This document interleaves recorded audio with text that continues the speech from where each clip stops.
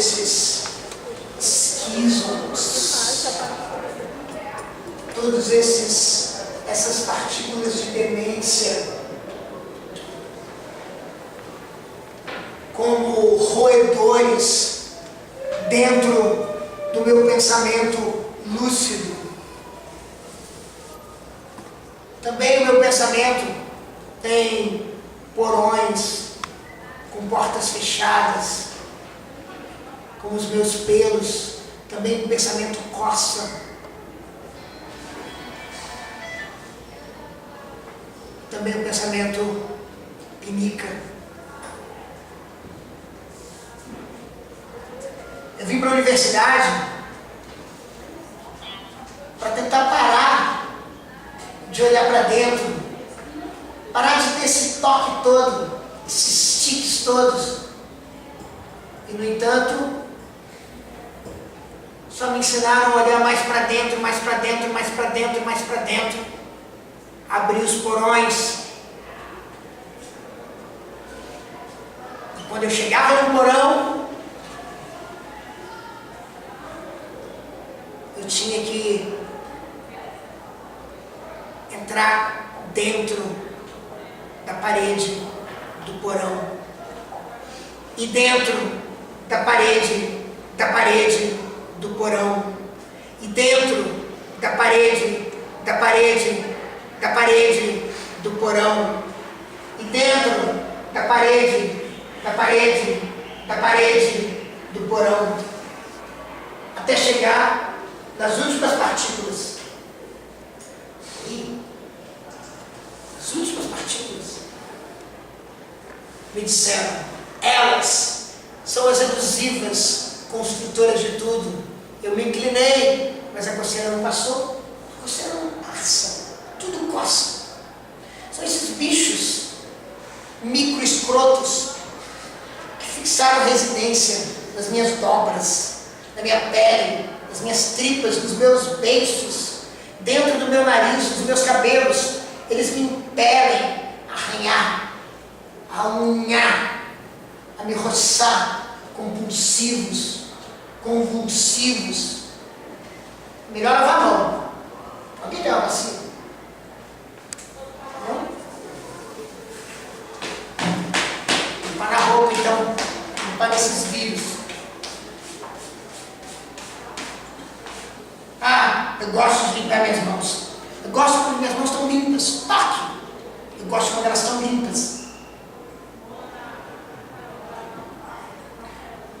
Dizem que os indianos comem com uma mão, essa aqui, e limpam o cu com a outra mão.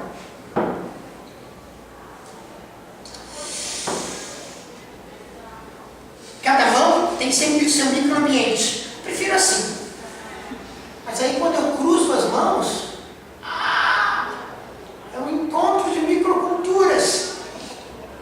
É mais grave que isso. Nós tocamos a cara, uma média de 2 a 3 vezes por minuto. Mão na cara, mão na cara, mão na cara, mão na cara, mão na comida, mão no cu, mão na cara, mão na cara. Melhor cruzar as mãos. Transportadora de bicho. De mão para cara. Toque. Eu toque e não passa. De tique em toque, os contágios chegam. Eu acho que é melhor ler uma carta de tarô. Tirar uma carta.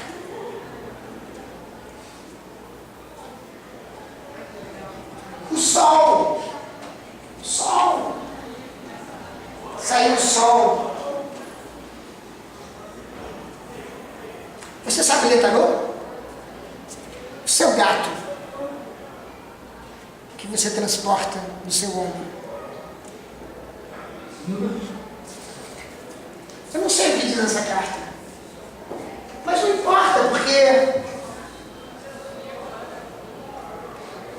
dentro de mim moram trilhões de arcanos maiores, trilhões de arcanos menores, e dentro deles, arcanos mais menores, homúnculos reis, femúnculas rainhas, homúnculos rainhas, femúnculas reis, sacerdotisas, loucos, eremitas, todos moram em algum momento, em algum ponto, em alguma camada de mim.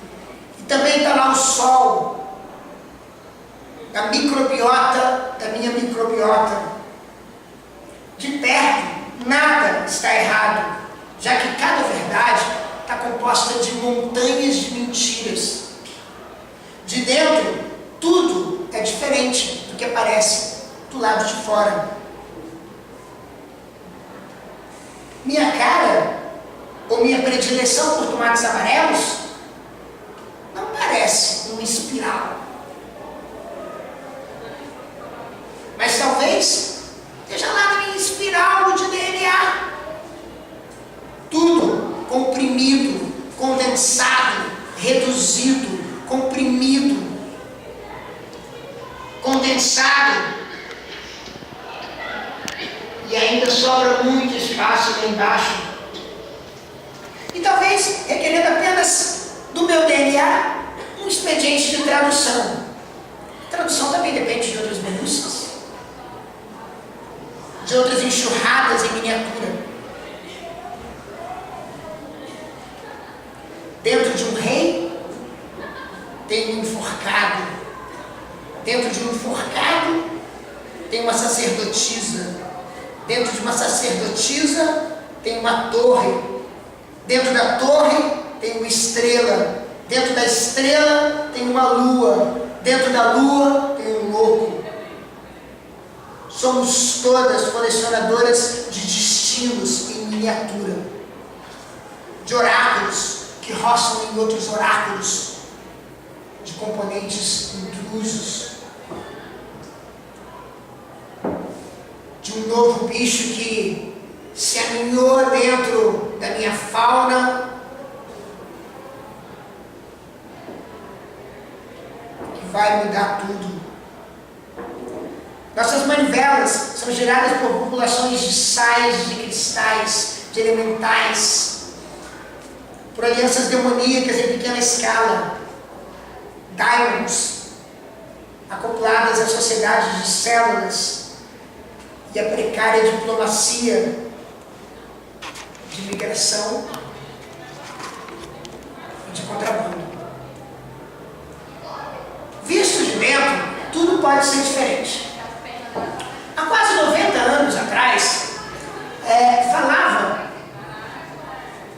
Eddington que diante dele, numa mesa como essa, não tinha só uma mesa, mas tinha duas mesas. A mesa substancial, sabe? E a mesa científica.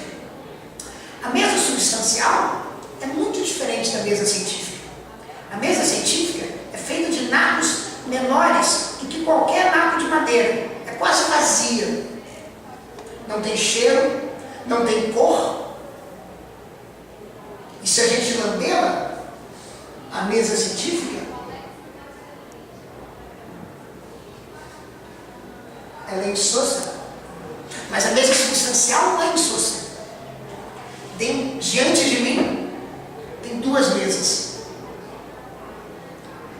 Completamente diferentes uma da outra.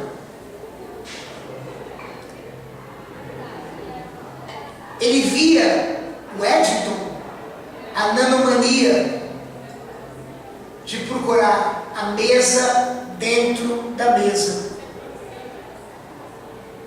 Mas não há só duas mesas, porque há um foco de cada vez. Um foco de cada vez. A micromesa, por exemplo, é feita do que está dentro da mesa, em suas partes 10 a menos 6 vezes menores. A nanomesa, de partes 10 a menos 9 menores.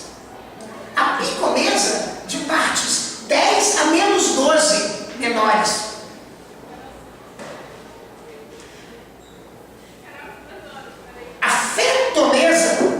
De partes 10 a menos 15 menores. Todas aqui. E dentro da femtomesa tem a atomesa.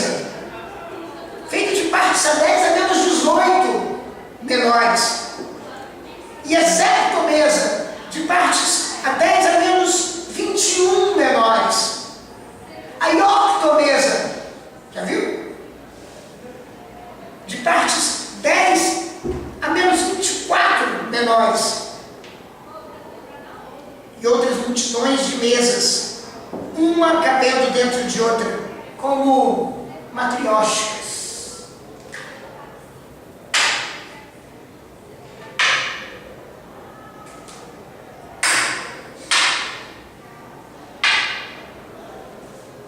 Uma dentro da outra.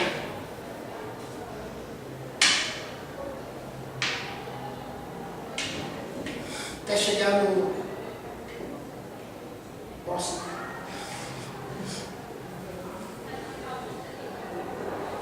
Mas as mesas não se parecem.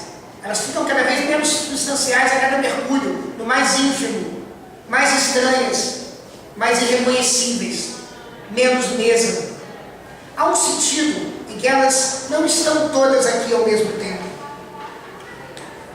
Ninguém pode espionar todas as mesas de uma vez, como a gente faz com as matrioshkas, enfileirando uma do lado da outra. Porque quando você está dentro, você não está mais fora. É impossível ver todas as mesas vestidas, ainda que possamos juntar a picomesa na nossa cabeça ao lado da femtomesa. Mas quando você olha a femtomesa, você já perdeu a tonomesa. É que o que está dentro, o que está escondido, chegando mais perto, nós perdemos quando nós voltamos para mais longe. 2 mesas, dizia Eddington. Na verdade, muitas mesas. Muitas mesas. Uma menos substancial que a outra. Heráclito, renascido por um delírio anarqueológico recente, diz no seu fragmento 204.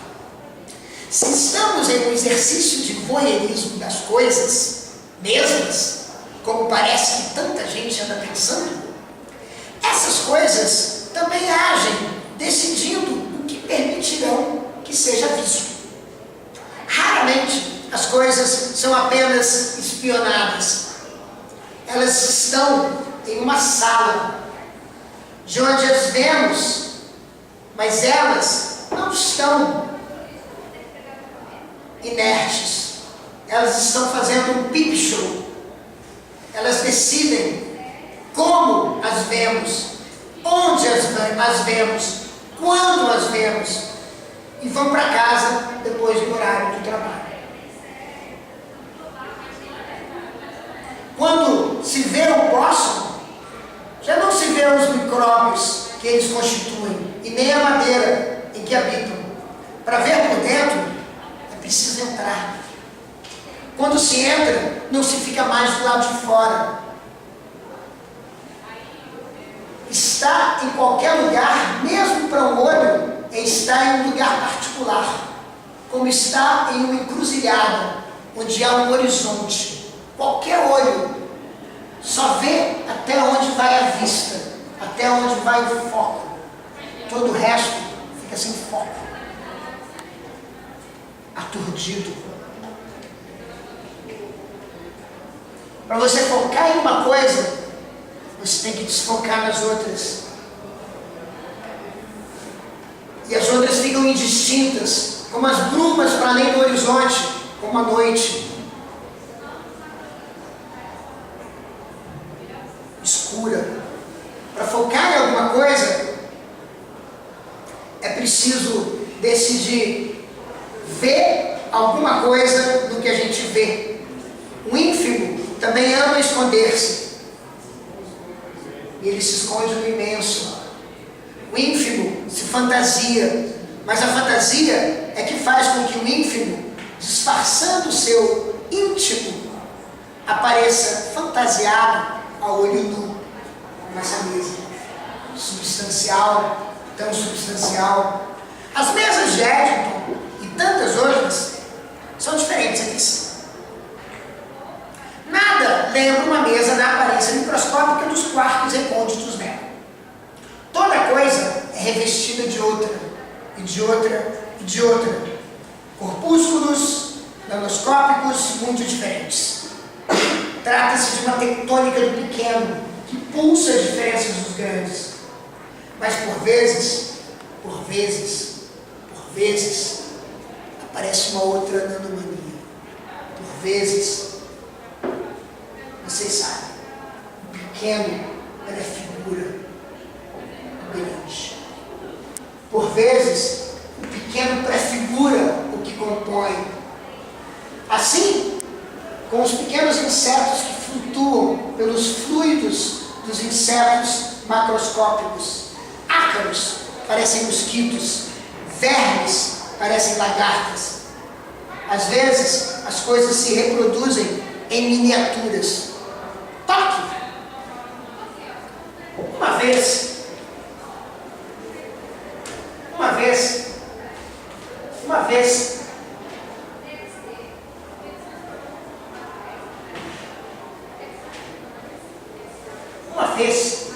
eu estava andando no cerrado,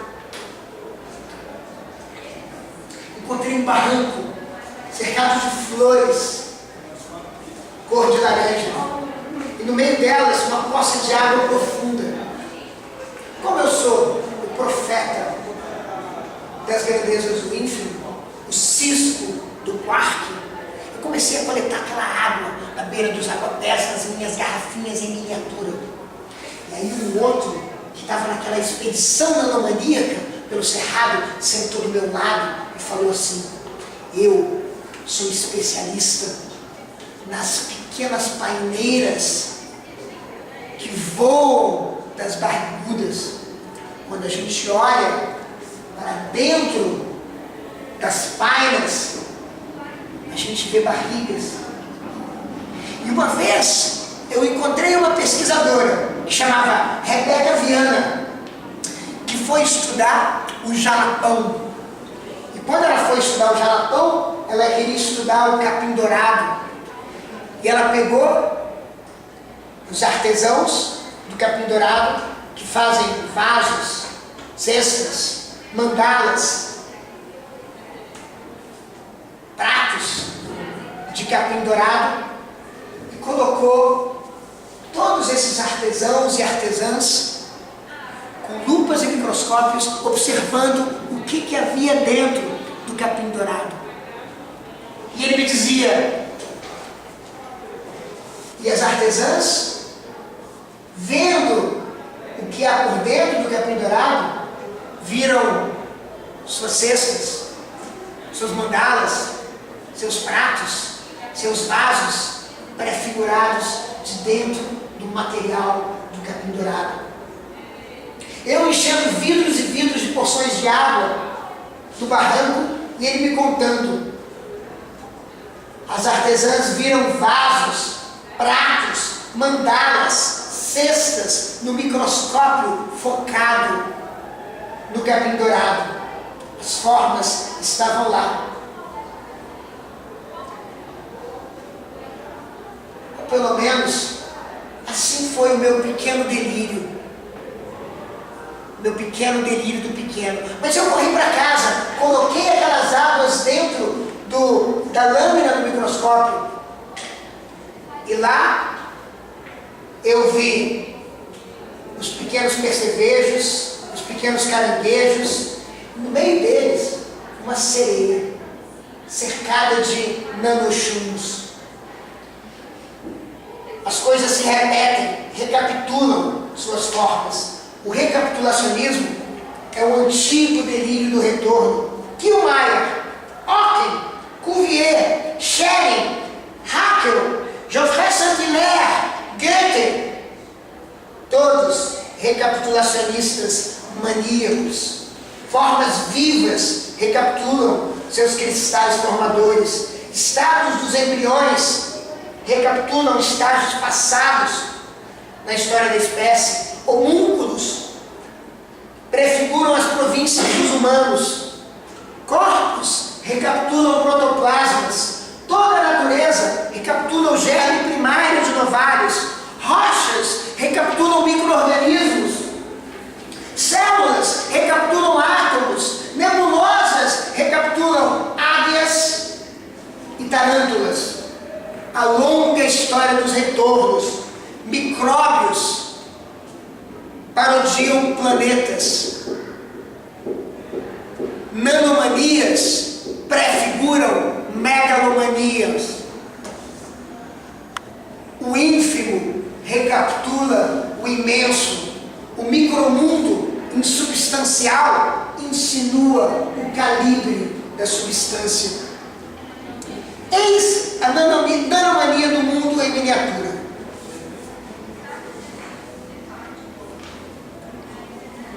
Isso recapitula isso. Isso recapitula isso.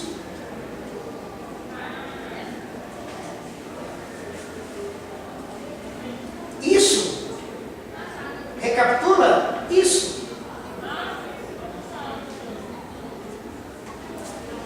Isso recapitula isso.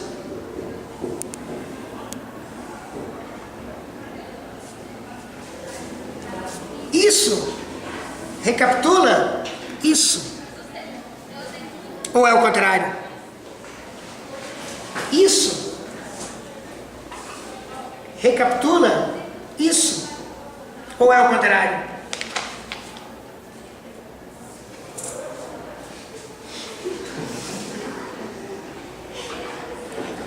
As miniaturas são leves, condensadas e portáteis, como as maquetes, como os mapas dobrados em grandes territórios das cidades.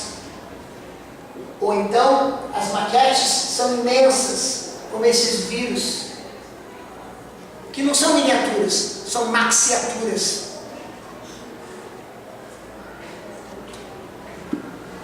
Vila Matas escreveu uma história abreviada do delírio da portabilidade. O livro se chama História Abreviada da Literatura Portátil. Levar dentro de uma valise, como fazia Michel Duchamp, toda a sua obra, todo o seu universo. Abreviar. Essa é a nanomania que mais possa. Vamos abreviar, vamos abreviar, vamos abreviar, vamos abreviar. De tudo isso que há, vastos espaços, cheios de tantos tipos de coisa, e com tantas reentrâncias e protuberâncias, em cada uma delas, há que haver algumas poucas que carregam o ônus de fazer tudo acontecer. Tipo uns quantos quarks e outras partículas e 4 forcinhas. Só. Elas fazem tudo acontecer. Nanomania, tudo que tem que fazer é achar a coleção certa de miniaturas, reduzindo a uns poucos objetos, eventos, princípios e forças, todos os outros. Encontrar as partículas que, como uma mônada esquisita, coordenam e animam todos os ímpetos, toda essa patuscada toda. O gosto pela miniatura das miniaturas, pelo bojo de dentro, pela última das matrióticas.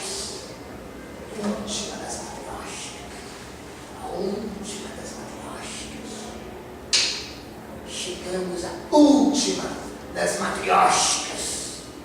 Encontrar o gene que miniaturiza meu gosto pelos tomates amarelos. Encontrar o vírus que coordena meus humores, meus espirros, meus sintomas. Ou encontrar a partícula que faz as coisas existirem. O existam, ou então o realitam. Encontrar o átomo dos átomos, a pedra filosofal em tamanho ínfimo, o graal, o ponto final, o ingrediente indivisível, que não tenha tripas, não tenha cisco, não tenha caspa, não tenha interior. Um interior sem interior, um átomo indivisível, uma matriótica sem matrióticas, sem toque, sem coceira, sem convulsão, a partícula que não se coça. Um átomo se contrapõe à mônada e aos infinitesimais, porque os infinitesimais não terminam nunca. É a nanomania interminável. uma matriótica atualmente infinita, partículas que não podem ser expostas em uma paisagem infinita, já que dentro dos infinitesimais há outros infinitesimais, e outros infinitesimais, e outros infinitesimais, e outros infinitesimais, como uma gosma, tudo tem partes. As mônadas, por sua vez, elas são indivisíveis, mas elas, a nanomania de Leibniz, elas se encontram por toda parte. Elas se proliferam no infinitesimal. Leibniz procurou um modo de associar as mônadas aos pontos. Se eles são infinitos, eles formam um ponto. Um ponto é formado de outros pontos, de outros pontos, de outros pontos. Mas ele decidiu que as mônadas não são espaciais. Elas governam o espaço. Elas não são materiais.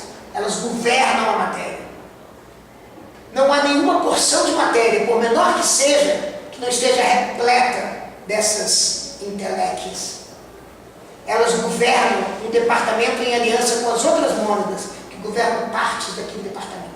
Como se fosse um governo federal, que fizesse aliança com o governo estadual, que fizesse aliança com o governo municipal, que fizesse aliança com o governo local, que fizesse aliança com o governo mais local, que fizesse aliança com o governo mais local, e com o governo mais local, e com o governo nanolocal, e com o governo picolocal, e com o governo atolocal, e com o governo femtolocal, com o governo, etc.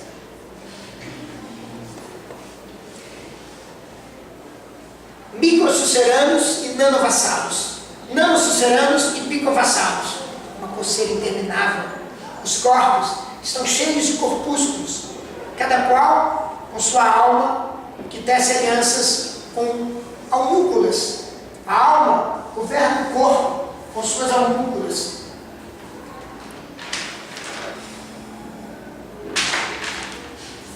Ei, meu texto subiu. A galera vai dizer, que legal.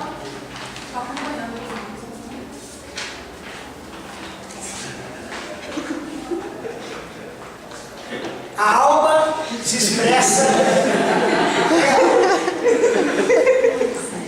As almúsculas se expressam em seus corpúsculos, que por sua vez estão cheios de departamentos de outras almúsculas. Não tem fim. É como se minhas sarnas tivessem também suas sarnas, que tivessem também suas sarnas. E nós somos sarnas de Gaia. Eu, o planeta de muitas populações também superpovoadas, de muitos governos gerais, de muitos governos locais, todos em uma orquestra. E Leibniz dizia, em uma harmonia pré-estabelecida, já que cada inteléquio governa em consonância com todas as outras. Ao lado da nanomania de Leibniz, tinha uma megalomania, o melhor de todos os mundos possíveis. O mundo sendo criado por inteiro, dobra por dobra, delírio por delírio, governo por governo, no mundo hiperlotado.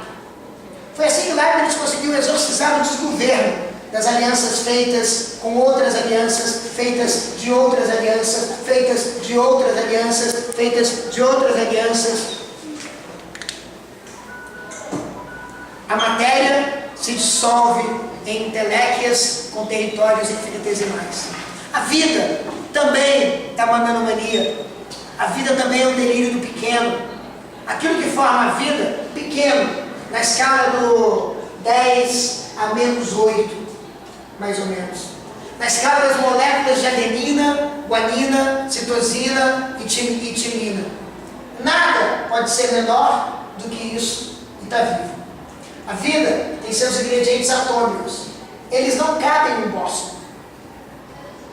Um bóson, um neutrino, um quark, não tem microbiota, não tem cisco, não tem tripa, não tem moela, não tem flora intestinal, nem no cisco do quark. O delírio da inteligência também é pequeno, do tamanho de uma midi-chlorian da Guerra das Estrelas, que traz a força. As midi-chlorians se acumulam para trazer a força, atravessar o espaço sideral em uma guerra das estrelas. em busca de partículas bem pequenas. Nas órbitas dos planetas e de todas as coisas que os imitam, há uma vizinhança de nanomania epicurista. Essa nanomania é ótima. As clinamens de Lucrécio. As clinamens são os desvios.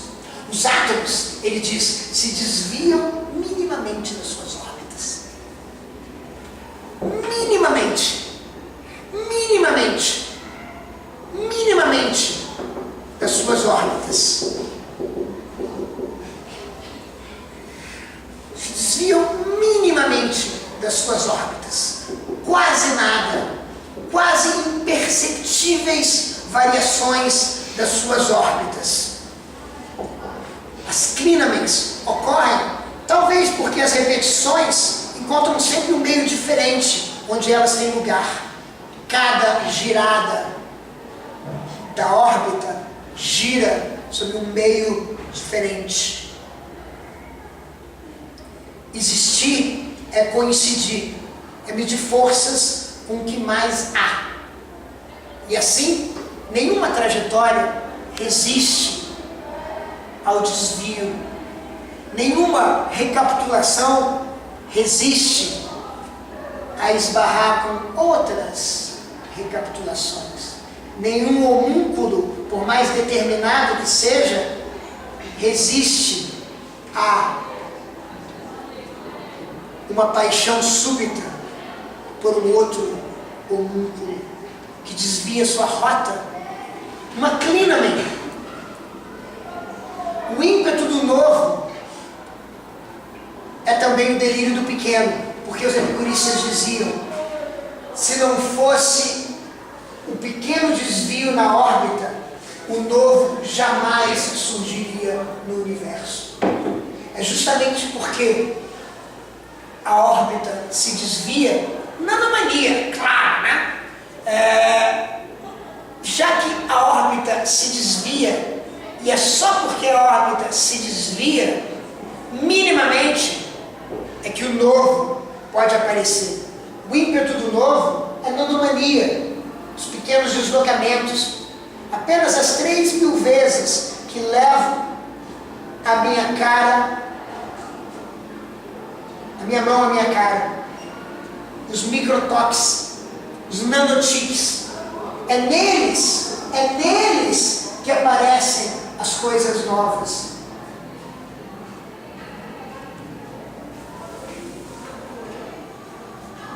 Soltas, as solturas se produzem dobra por dobra, empurrão por empurrão. Uma clinamen, outra clinamen, outra clinamen, outra clinamen. Nanomania, mas também megalomania. Anos,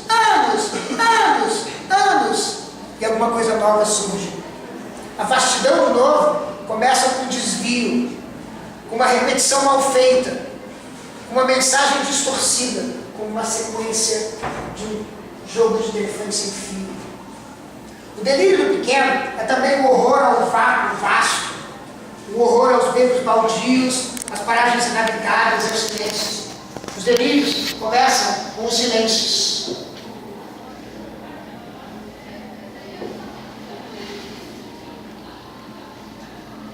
Quando as vozes desaparecem, quando os sons não se escutam. A nanomania também é a vontade de povoar os silêncios, as terras vazias.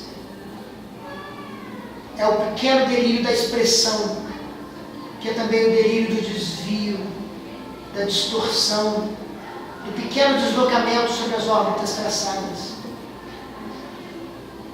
É o delírio de encontrar alguma coisa por trás do buraco, da fechadura, de uma porta fechada.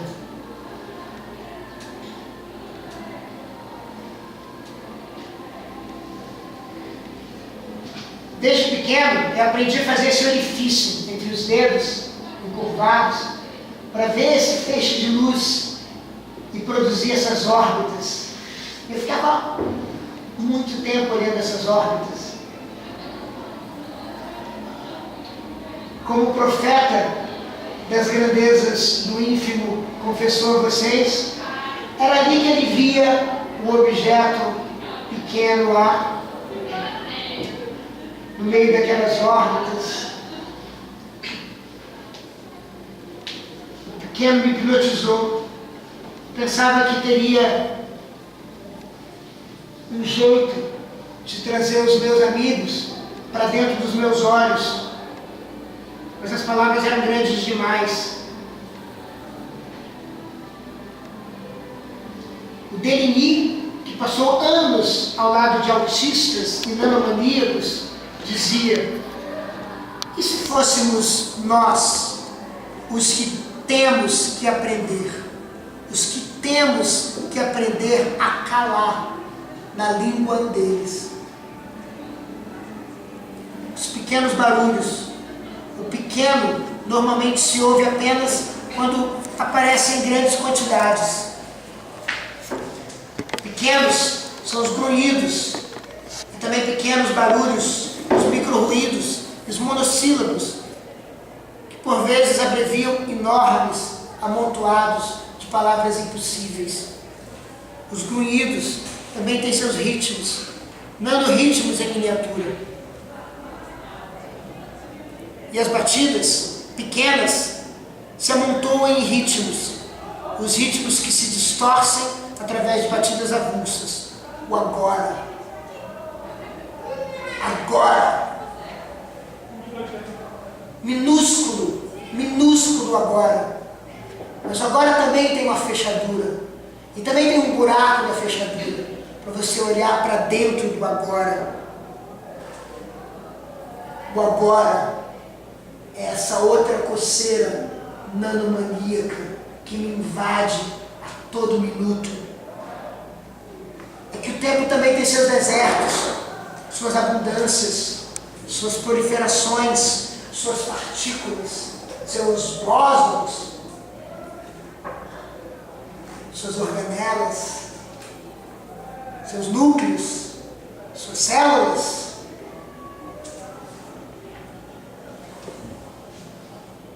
O tempo também tem suas infecções, seus vírus, suas bactérias, seus vermes.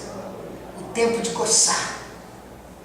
Um instante que cabe em um outro instante, nanosegundos, onde cabem picosegundos, trizes.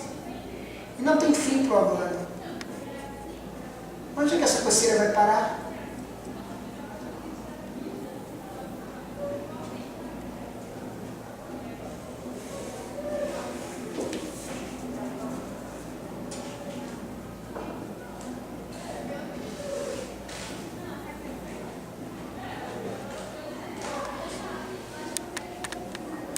Onde é que vai parar?